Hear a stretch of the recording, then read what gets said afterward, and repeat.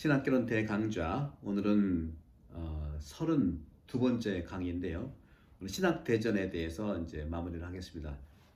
테올로지아, 숨마 테올로지의 신학의 대전이다. 신학대전. 오늘은 이제 3부에 대한 말씀을 드리고 싶은데요. 제가 지난 시간에 또 지지난 시간에 이 토마스 아퀴나스에 대해서 많은 이단들이 공격을 했다고 그랬죠. 그 라틴말로 써봤어요. 똘레 토맘 에트 에클레시암 디시파보. 토마스를 제거하라. 똘레가 이제 자른다는 거거든요. 토마스를 제거하고 그리고 교회를 파괴하라. 디시파보. 이게 이제 토마스를 제거하면 카톨릭의 이런 모든 토대가 될 수 있는 신학의 흐름들이 이제 사라지기 때문에 그렇습니다. 이 토마스 아퀴나스의 저번에 말씀드린 것처럼 교회 공식 박사이면서도 이러한 다시 한번 말씀을 드리면 교회법 1360조 2항에서 이제 보게 되면요. 교수들은 이성을 사용한 철학과 신학의 연구 그리고 학생의 양성을 위한 교육 방법에 대하여 연구한다. 이러한 교회들의 방법론의 바탕에는 천사적 박사 성 토마스 아퀴나스의 원리들이 자리하며 이들을 거룩하게 수호한다.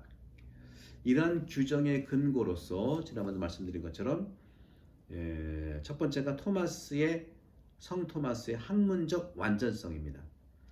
두 번째는 경험에서 비롯한 가르침이에요. 그리고 세 번째는 비배타성이고요. 그리고 논쟁의 화제가 되는 사항들 안에서 느낄 수 있는 자유, 이런 것들이죠. 그래서 이단들은 이러한 토마스의 든든한 보루가 될 수 있고 토대가 될 수 있는 그런 측면들을 공격하기 위해서 똘레 토맘 에클레시암 디스파보라는 그런 말을 하죠. 토마스를 제거하고 교회를 파괴하라. 이 토마스 아퀴나스는 이러한 신학대전을 쓰면서 토마스 아퀴나스 신학대전만 쓴 게 아닙니다. 성경 주석도 많이 했어요. 그래서 토마스 아퀴나스의 이 신학대전은 지난번에 말씀드린 대로 우리 한국교회에서 정희천 모인신학께서 이제 번역을 주도해서 해 나가시다가 또 중세 철학을 전공한 신부님들도 다시 이제 서로 협력하면서 번역이 이루어지다가 지금은 이제 서울신학에서 오랫동안 중세 철학 강의하셨던 이지롱 신부님께서 중세 토마스 연구소를 하시면서 또 역시 계속 연결해서 토마스 아퀴나스 신학대전을 번역하고 있는데요. 이 신학대전뿐만 아니라 토마스 아퀴나스가 또 저술했던 많은 성경 주석서들이 있어요. 그 주석서들도 이렇게 번역이 되고 있는 걸 제가 알고 있고요. 그런 번역이 많이 되면서 우리 신앙의 토대가 됐으면 좋겠다는 말씀을 드리겠습니다.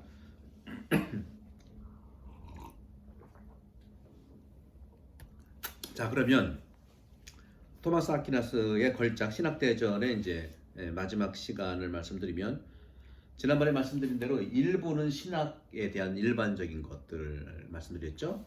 하느님에 대해서, 또 삼위일체에 대해서, 창조, 또 여러 가지 나오는 이제 육신의 창조, 천사들, 또 인간들, 또 사물들의 하느님 지배에 대한 연구들 해서 119개 학문 조항이 있었고 2부에서는 이제 윤리에 대한 부분들을 말씀을 드렸어요. 두 번째 부분에 포괄하는 것들은 궁극적 어떤 목적, 사물과 존재의 궁극적 목적과 행복이 무엇이냐 하는 것들, 거기에는 인간 행동의 이런 주제들이 내면적인 원리들이 있고 외적인 원리들이 있는데 내면적인 원리는 의지, 열정, 덕목, 죄, 또 외적인 원리들은 법과 은총에 대한 것들을 말씀드렸고 신학적인 덕목들이 한편으로는 믿음, 희망, 사랑, 피데스, 스페스, 카리타스 이런 주제들이 있고 윤리적인 덕들은요 지혜, 의로움, 굳셈, 극기 또 그 외에 추가되는 덕목들의 주제들을 다뤘습니다. 이런 것들을 다루는 궁극적인 것들은요 하느님이 인간을 창조할 때 우리 인간에게 부여하신 특별함이 있어요. 유니크한 점이 있죠. 그리고 다시 말하면 우리에게 거저 주시는 은총들, 또 다양한 생명의 부류들, 또 다양한 직무들, 인간들의 이런 상태들과 연관된 주제들, 무려 303개의 문항으로 구성돼서 저술을 했습니다. 이제 오늘은 세 번째, 신학대전의 세 번째 3부에 대한 것들을 말씀드리는데, 이 3부도 1항부터 114항까지는 은총에 대한 것들이 다뤄졌고요. 또 115항부터 303항에는 신학적 덕목이 다뤄졌는데, 이 신학적 덕목들의 주제로서 이제 지금까지 이제 이런 부분들을 보면은 3부의 이제 세 번째 부분입니다. 1부, 2부, 3부의 첫째 파트, 둘째 파트, 세 번째 파트인데 3부의 이 세 번째 부분은 그리스도론, 성사론, 종말론으로 이루어졌어요. 그리스도론, 성사론, 종말론. 그래서 이 그리스도론, 성사론, 종말론으로 구성되어 있고요. 3부의 1주제는 예수 그리스도론과 구원론과 예수 그리스도의 이 희생과 구속에 대한 것들, 그리고 성사론은 성사 일반론, 성사가 뭐 어떤 것이냐 하는 성사 일반론과 세례성사, 견진성사, 성체성사, 고해성사에 대한 부분들을 다뤘고요. 3부의 그 마지막 그 부분들을 보게 되면은 3부의 이런 그 끝부분을 집필한 뒤에 토마스 아퀴나스는 더 이상 글을 쓰지 않았다고 합니다. 그래서 성 토마스는 세상을 떠나기 전 1273년도에 인간 이성을 바탕으로 한 그리고 인간 이성을 토대로 해 논한 모든 자신의 저술과 또 비유와 또 집필한 모든 것들을 지난 시간에 잠깐 말씀드린 것들 어떻게 표현했냐, 한 가닥의 지푸라기 같다는 말을 남겼습니다. 이렇게 봤을 때 성 토마스 아퀴나스의 이런 저작들은 미완성으로 남게 됐다는 것이죠. 미완성 교환곡. 하지만 성 토마스와 함께 생활하던 수도자 형제들이 있었죠. 그리고 제자들이 있었습니다. 그리고 레지날도 피페로노 수사가 있었는데 이들에 이어서 이들이 채워지기 시작했어요. 바로 그런 측면에서는 이 토마스 아퀴나스의 신학대전은 당신 자신이 시작했지만 제자들에 의해서 완성됐다. 그런 점에서는 우리가 이제 신학대전의 내용들을 보게 되면 또 부록이 있거든요. 부록은 이것은 이제 성 토마스의 작품이에요. 이 부록에 포함하는 주제들은 어떤 거냐면 여기 이제 성사론에서 보게 되면 성사 일반론, 세례, 견진, 성체, 고해 있잖아요. 특히 고해성사의 속죄 주제에 대해서 28가지의 질문들이 있다는 것이죠. 저도 로마에서 이제 이 성사론을 공부를 할 때, 특히 고해성사 이 부분을 공부할 때 너무 복잡하더라고요. 그때는 제가 30대 중반이었으니까 잘 이해를 못했어요. 뭐 그렇게 속죄 죄가지고 막 갈라서 모든 걸 그렇게 얘기하냐, 복잡했어요. 지금도 뭐 복잡하지 않다는 건 아닌데 결국 인간을 보호하고 인간에 대한 이런 죄를 기울어지는 속성들을 미연에 방지하기 위해서 한 것은 아니겠는가. 우리가 스키를 배울 때 가장 먼저 배우는 게 뭐라고 그랬죠? 넘어지는 것부터 배운다고 그랬죠. 왜? 스키를 타는 건 뭐 넘어지는 걸 스키를 목표로 삼지는 않잖아요. 그러나 스키를 재미있게 타다 보면 넘어질 때가 있어요. 그때 곧바로 일어날 수 있도록. 우리 죄도 마찬가지예요. 죄를 지라는 것이 아니라 죄를 지었을 때 얼른 빠져나올 수 있도록 하는 그런 스키 배울 때 넘어지는 것이 아닐까 하는 그런 상상을 해보는데,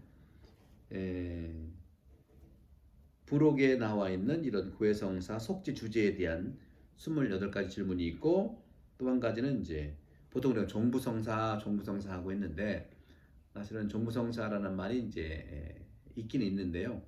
그것이 꼭 돌아가실 때 받는 성사라는 그런 어려움 때문에 노자성사라는 것이 노자성사. 마지막 길에 가는 데 있어서 주님과 함께 가시라 하는 차원에서 노자성사. 이것이 이제 병자 영성체지요. 그다음에 신품성사, 또 혼인성사, 또 종말론에 대한 이런 것들이 부록에 담겨 있고, 이 부록 안에는 모두 99가지의 질문이 포함되어 있고요. 결론적으로 신학대전은 부록까지 포함해서 모두가 613개의 질문이 항목화된 것입니다. 613개의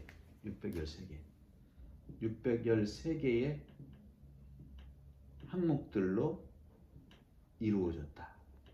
네. 이렇게 봤을 때 이게 어떻게 되는지 우리가 이제 일부 119개, 그 다음에 윤리 303개 합치면 어떻게 되죠? 이것이 422개에서 613을 빼면은 이게 1, 9, 192랑인가요? 그럼 3부가? 네. 그래서 확실히 이제 아까 제가 잘못한 것 같은데 이 부분은 일부에 해당되는 것이고, 약간 차고가 있네. 119개, 114개. 이 115에서 304만까지 윤리에 해당되는 거예요. 제가 이제 저도 헷갈리고 왔다 갔다 하는데, 그래서 워낙 이게 오래된 800년, 900년 된 것 때문에 제가 이 자료를 보고 한 것이기 때문에 이제 실수도 할 수 있겠습니다만, 어쨌거나 신학 부분이 거의 114항 정도, 윤리 부분이 다 합쳐서 304만까지니까 115항부터 304만까지, 그리고 나머지 3부는 모두 합쳐서 191항 정도로 해서 613항이 총 신학대전의 항목이라고 이제 보면 되겠습니다. 이런 차원에서 놓고 볼 때 이 신학대전에 저는 여러분들과 함께 3부의 서론에 있는 것을 한번 나눠서 한번 이야기를 해볼까 합니다. 3부, 제 책 141쪽에 있는데 3부 서론에 대한 부분 한번 읽어보면요. 우리 구세주이신 예수 그리스도께서 진리의 길을 당신 안에서 우리에게 보여주셨다. 우리는 은총을 통해 영원한 생명으로 나아간다. 이는 신학의 모든 임무를 완성하는 의미에서 필수적이다. 이러한 임무는 곧 인간 생명의 궁극적인 목표와 덕과 악습, 그리고 구세주에 대한 인간적 사고들을 바탕으로 이루어진다 하고 이제 이렇게 말을 하고 있습니다. 그래서 이제 예수 그리스도가 진리의 길이라는 것을 드러내셨다는 거죠. 당시 삶을 살면서 나를 보는 곳이 하느님을 보는 곳이라고 얘기한 것처럼, 우리 예수 그리스도께서 하느님 진리의 길을 정말 걸어가셨다는 것이죠. 보여주셨고요. 모범이죠. 또 우리도 역시 하느님의 은총을 통해서 예수님이 보여줬던 하느님의 영원한 생명으로 나아간다는 거죠. 이것이 신학의 임무라는 거예요. 신학의 임무라는 것은 따지고 논리적이고 죄, 너 무슨 죄 졌냐, 뭐 이런저런 대죄다, 소죄다 필요해요. 여러분 자동차 보게 되면 엔진, 부속 다 정교하게 움직이는데 필요한 부분이 있잖아요. 그죠? 근데 저도 이제 하나 경험이 있는데 디젤 자동차에다가 휘발유를 넣게 되면 정말 이게 큰일이 난다고 하더라고요. 디젤 자동차에 휘발유를 넣는 거예요. 근데 반대로 휘발유 차에 디젤을 조금 넣는 거는 조금 이게 이제 돌아가긴 하는데 망가지지 않은데, 근데 디젤 차에다가 휘발유를 넣으면은 이게 큰일 난다. 거기다 시동까지 걸었다. 아이고 너무 어렵다고 하더라고요. 그런 점에서 저는 내막의 자세한 것들은 우리가 모르지만 자동차는 뭐예요? 우리의 생명을 잘 담아서 사고 무사고로 해서 잘 나가게 하는 거죠. 그리고 점검을 정기적으로 받으면 되잖아요. 우리도 역시 마찬가지예요. 여러분들 힘들고 어려울 때 정말 예수 그리스도의 그러한 그 위로와 어떤 그 일종의 이제 슈퍼비전이 될 수 있겠죠. 이 영적 슈퍼비전, 또 신앙 슈퍼비전, 또 필요한 사목 슈퍼비전, 또 활동 슈퍼비전이 될 수 있겠는데, 그런 차원에서 평상시에는 우리가 복음을 중심으로 해서 좀 행복을 향해서 자동차를 타고 잘 활용하세요. 기본 매뉴얼 알면 되잖아요, 그죠? 기름 떨어지면 기름 넣으면 된다. 타이어가 좀 문제가 있으면 타이어 갈면 된다.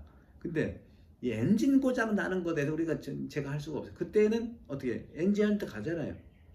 여러분도 마찬가지로 신앙생활도 주일 잘 미사 참석하시고요. 또 기름 떨어지면 기름 보충하시고요, 그죠? 우리 자동차 연관해서 말씀. 그런데 정말 내가 신앙적으로 아프다, 또 왠지 모르게 육체적으로 아프다, 이런 경우에는 사제나 수도자 찾아와야 되지 않겠습니까? 구해성사를 참으로 봐야 되지 않겠습니까? 그때 우리가 할 수 있는 수녀님으로서 사제로서 할 수 있는 바를 충분히 하면서 우리가 또 안 되는 걸 또 누구한테 이렇게 안내해 줄 수 있지 않습니까? 그런 거죠. 그게 바로 고해성사예요. 따라서 여러분, 고해성사는 중세 때는 죄 중심으로 고해성 시작됐지만 토마스 아퀴나스의 이런 죄의 여러 가지 속성들, 윤리의 속성들은 우리를 정말 죄인 취급하려고 하는 것이라기보다는 넘어졌을 때 즉시 일어날 수 있는 그 스키의 그런 방어책처럼 그런 부분을 이해했으면 좋겠고요. 그런 점에서 여러분들 오늘 말씀드렸던 좀 아까 말씀드렸던 이 모든 것들, 예수 그리스도께서 진리기를 우리에게 보여주신 거고, 바로 우리는 그 하나님의 은총을 통해서 영원한 생명으로 가는 것이죠. 예수님의 그런 모범적인 삶과 은총을 통해서 영원한 생명으로 가는데, 신학이 뭐냐? 신학은 바로 이러한 우리 인간이 찾아가고 영원한 생명을 향해 나가는 모든 인간에 대한 임무를 완성시켜주는 의미에서 필수적이라는 것이죠. 따라서 이런 임무가 우리 생명의 궁극적인 목표고, 덕이고, 또 악습이고, 또 예수 그리스도 구세주에 대한 우리 인간적인 믿음과 사고를 바탕으로 해서 이루어진다는 것이죠. 그런 점에서 저는 여러분과 함께 이렇게 토마스 아퀴나스 신학대전을 2번에 걸쳐서 말씀을 드리면서 다음 시간에는 토마스 아퀴나스의 신관, 하느님관에 대해서 말씀을 드릴게요. 그리고 전통적인 신관을 우리가 어떻게 이겨낼 것이냐 하는 차원에서 아마 한두 번 정도 더 토마스 아퀴나스를 하면은 바야흐로 2000년기의 신학에서는 토마스 아퀴나스가 스콜라 신학과 철학의 중심에 있지 않습니까? 초기의 사람은 캔터버리 주교 안셀무스, 그리고 아벨라르두스, 또 스콜라 신학 발전의 중심에 토마스 아퀴나스가 있고, 또 후기에는요 약간 겹쳐져 있긴 하지만 둔 스코투스, 그다음에 보나벤투라도 약간 겹쳐 있긴 있습니다만은 말기에 가서는 스콜라 신학의 일종의 어떤 측면에서 그림자라고 볼 수 있는 윌리엄 오캄의 유명론까지가 이제 스콜라에 대한 부분인데, 그렇게 될 수 있는 가능성도 이제 말씀을 드리도록 하고요. 다음 시간은 토마스의 신관과 전통적 그 신관의 위기에 대해서 말씀을 드리고, 계속해서 보나벤투라, 든스코투스, 그리고 비판이 급진적으로 부상됐던 14세기 유명론에 대해서 말씀을 드리면서, 이제 중세는 마감이 되고 이제 근세의 신학으로 해서 15세기, 16세기, 17세기, 18세기, 19세기로 이제 계속 나가보도록 하겠습니다. 오늘 끝으로 저는 토마스 아퀴나스의 이 신학 대전의 중요한 사상 중에 하나인 이 희생 구속론, 이 구원론에 대한 말씀을 좀 드리고 싶어요. 이것은 강생 신학인데요. 지난번에 안셀무스의 강생 이론에 대해서 말씀드렸죠. 안셀무스는 뭐라고 그랬죠? 바로 하느님께서 말씀하시는 이 말씀이, 그렇죠? 사람이 되는 거. 그렇죠? 이거 육화잖아요, 육화. 왜 육화를 했느냐? 육화에는 두 가지 이유가 있어요. 인간이 죄를 지어서, 육화의 어떤 그 원인, 육화의 원인. 두 번째는 세상이 무질서해서. 이것이 육화의 원인이에요. 안셀모스도 그렇고요. 그 당시 중세 신학의 일반적인 육화론, 구원론에서 구원론은 성탄절을 얘기하는 거고요. 희생 구속은 그 사순절의 부활절을 얘기하는 거예요. 이건 성주간, 이것은 성탄. 구원론은 육화론이라고 얘기했어요. 육화론. 그 다음에 희생 구속론은 말 그대로 대성론이라고 하죠. 대성론. 그래서 하느님이 사람이 되신 육화 이유는 인간의 죄를 지어서 그리고 세상의 무질서에서. 이것이 똑같아요. 안살무스도 그렇고요. 둔스코트스는 좀 달라요. 인간의 죄를 짓지 않았다 하더라도 둔스코트스 이론은 하나님은 강생했다 이렇게 나오는 건 다음에 이제 말씀을 드리도록 하고, 안셀무스하고 토마스 아퀴나스의 이 육화론과 이 대성론의 차이를 말씀드리고 싶은 거예요. 똑같이 토마스 아퀴나스도 하느님이 강생한 이유, 육화한 이유를 똑같이 봐. 인간의 죄를 지었고 세상이 무질서한 것은 동일합니다. 다만 안셀무스가 하느님이 사람이 된 이유를 뭐라고 그랬어요? 필요성을 얘기해요. 육화의 필요성을 얘기했어요. 육화가 필요했다. 근데 토마스 아퀴나스는요, 필요성을 얘기하지 않아요. 바로 하느님이 사람이 되신 이유는 그 중심에 성경의 가르침이신 사랑 때문에 그래. 사랑 때문에. 법적이지가 않다는 거죠. 사랑. 하느님의 사랑이시니까. 상당히 그런 점에서는 토마스 아퀴나스는 성서를 중심으로 해서 그 신학을 풀어나가는 방법이 그 아리스토텔레스의 그 논리적이라는 것이죠. 이성적이라는 거죠. 성서의 사랑 중심의 가치와 그걸 풀어나가는 데 있어서의 그 논리적인 그 변증법 내지는 합리성을, 적합성을 얘기해요. 적합성이 중요하죠. 그래서 안셀무스는 육화가 필요했다고 얘기를 하고요. 그러나 토마스 아퀴나스는 하느님은 인간을 사랑하시기 때문에 필요한 것이 아니라, 필요하면 하느님이 억지로 해야 되잖아요. 하느님의 자유로운 의지가 없잖아요. 그래서 토마스 아퀴나스는 왜 육화했느냐? 바로 인간이 하느님이 인간을 사랑해서 그분 스스로 자유롭게 육화했다는 거예요. 자유롭게. 육화의 필요성이 있는 게 아니에요. 자유롭게 그분이 육화했다는 거예요. 다만 그래서 구원론은 하나님이 스스로 인간을 사랑하신 나머지 성사적 가치를 그대로 받아들이는 거예요. 다만 이렇게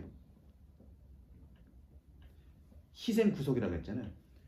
그 안셀무스는 희생 구속이라기보다는 대속이론.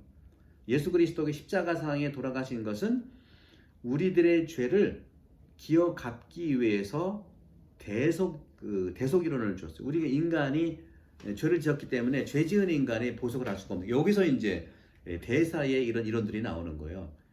대사라고 하는 것은 바로 우리가 성사를 보아서 죄를 용서를 받자. 죄는 하느님이 우리를 용서해 주시는 거잖아요. 용서를 받았는데, 용서를 받았지만 용서를 완료하기 위해서 우리가 기어 갚아야 하는 보석이라는 게 있어요. 보석. 근데 그 보석을 통해서 완전히 갚아지는 거잖아요. 꼬마가 축구 시합하다가 유리창을 깼어요. 근데 꼬마는 유리창 갚을 능력이 안 되니까 부모가 갚아주잖아요. 이게 대속이에요. 우리가 세상에 인간의 죄를 지었는데 우리가 죄를 기어 갚을 수 없으니까 예수님이 우리 죄를 기어 갚은 게 십자가에 돌아가시는 거예요. 그래서 대속 이론들이 안셀무스에서 철학적으로 나왔는데, 토마스 아퀴나스는 이 십자가상의 제사를 대속이라는 관점은 유지를 하지만 대속의 내용이 달라요. 어떤 거냐? 인간이 죄를 지어서 구원되기 위해서는 예수님께서 십자가상에 돌아가셨는데, 돌아가신 이유가 뭐냐면은 바로 이것도 사랑 때문에 그렇다. 사랑인데 어떤 사랑이냐? 십자가의 희생인데, 십자가의 희생. 대속이란 말을 쓰지 않습니다. 십자가의 그때 사랑이잖아요. 우리 인간을 사랑하신 나머지 십자가의 사랑을 통해서 우리의 죄를 갚아서 구원으로 이끌어졌다. 구원론, 희생 구원론을 얘기해요. 사랑하기 때문에 우리 인간을 위해서 희생한 구속, 희생 구속이라고 하는 거예요. 희생 구속. 토마스 아퀴나스는 희생 구속론이고 안셀무스는 바로 대속 구원론. 그래서 이것들이 이제 발전되면서 이것도 이제 토마스 한계라고 본다면 계속해서 우리는 죄를 지어하는 죄인으로만 남느냐. 그래서 요즘에 이제 2차 바단 공의 이후에 성서학의 발달로 또 지금 프란치스코 교황님도 그런 얘기를 많이 하고, 그리고 이 생태계가 이렇게 파괴된 그런 측면에서도 우리가 생태적 구원론의 의미도요, 연대론을 얘기하면 연대론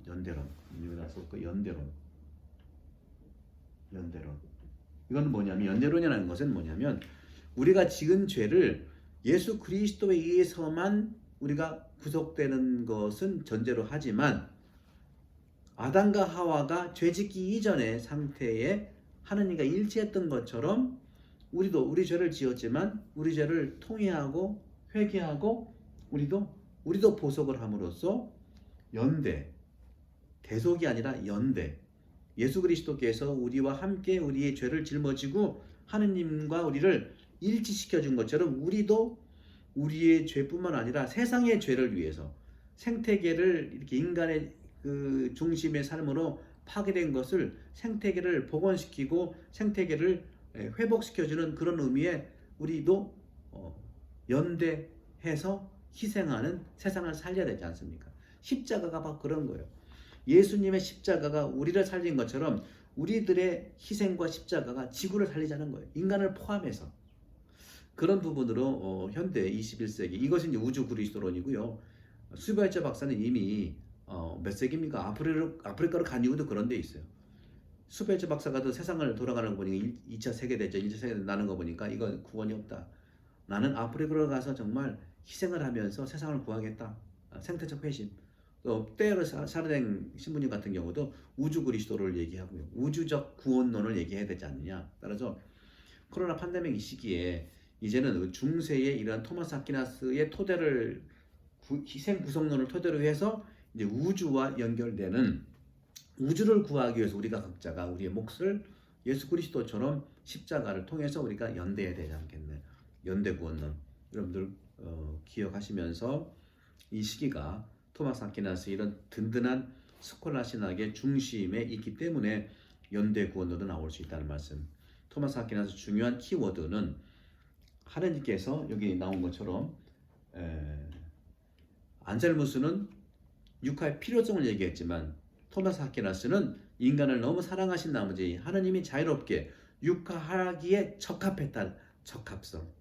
적합성을 얘기하고, 중요한 것이 토마스 아퀴나스는 예수 그리스도가 육화한 것은 하느님의 사랑과 인간의 사랑과 하느님이 스스로 자유를 사람이 되시는 것을 자유롭게 한 육화가 적합했다. 필요한 것이 아니라 적합했다는 표현을 했고, 또 예수 그리스도의 이 십자가상의 돌아가심도 우리를 인간을 사랑하신 나머지 우리를 위해서 하느님과 일치시켜주는 희생, 사랑, 구속론, 이 두 개가 지금 오늘날 이 세상에서도 세상을 위해서, 우주를 위해서, 이 또 먼 코로나 팬데믹 시기에 종식을 위해서 우리가 각자 희생하고 적합한 우주의 이런 그 구원을 위해서 하나가 되고 희생하는 그런 사랑의 시기가 되기를 강조하면서 강복드리겠습니다. 성부와 성령 성령께 여러분 모두에게 강복합니다. 감사합니다. 다음 시간에는 또 토마스의 신관에 대해서 말씀을 드리겠습니다. 고맙습니다.